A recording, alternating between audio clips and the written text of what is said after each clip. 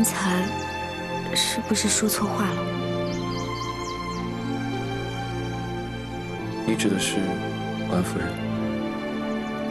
嗯。过后，我找个机会带你去见她。嗯。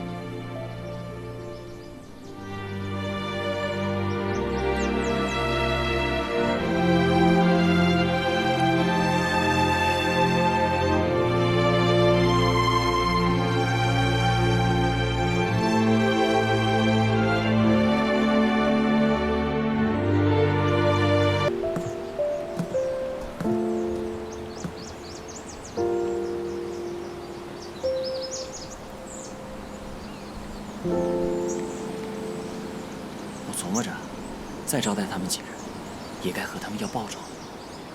夫人，你说呢？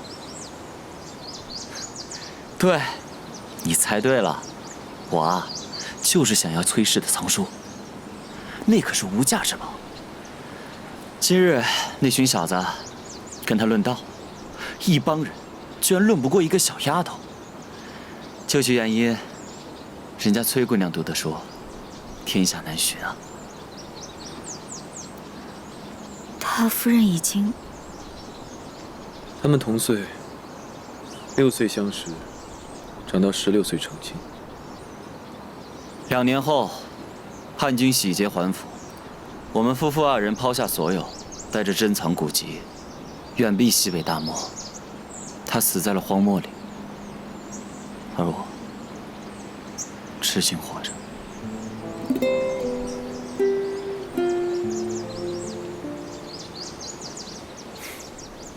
进来吧。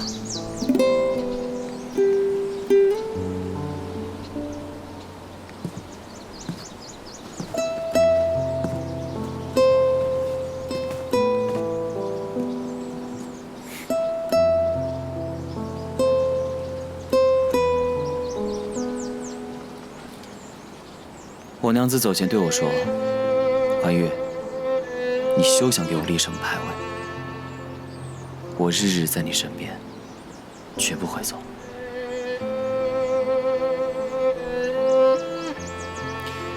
所以没有牌位，我娘子她就在此处。你们坐，我去给你们倒茶。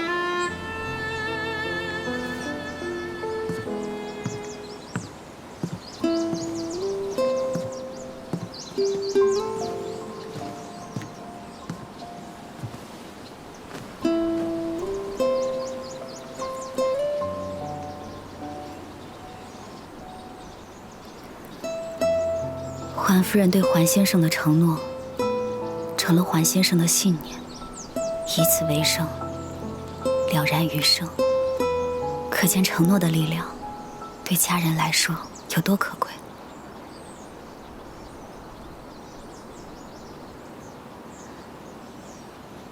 可师父，师父怎么了？师父错了。我哪儿错了？师父说，人死了，留下的东西都是空的，除了伤心，并没有多余的用处。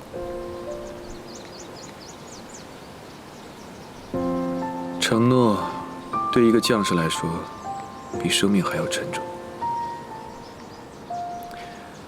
我可以答应你，如果有朝一日我遇到什么不测，定会有人告诉你，我死在何时，死在何地。